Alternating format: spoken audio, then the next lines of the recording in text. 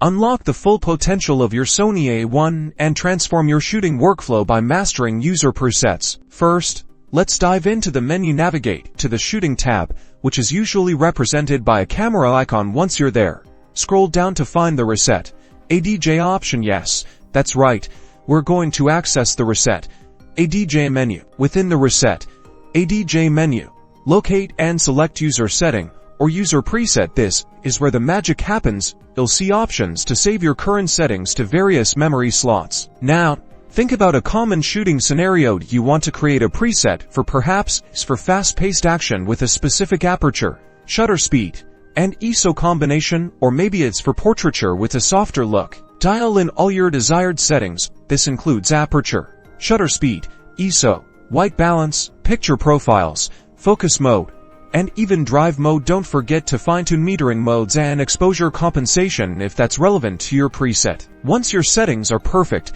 navigate back to the User Setting or User Preset menu. Select the memory slot you want to save your custom configuration to. Typically, you'll have several slots available, number 1, 2, 3, and so on. Press the Confirm button, usually the center of the navigation dial. The camera will ask you to confirm the save. Select Yes to commit your custom settings to that memory slot.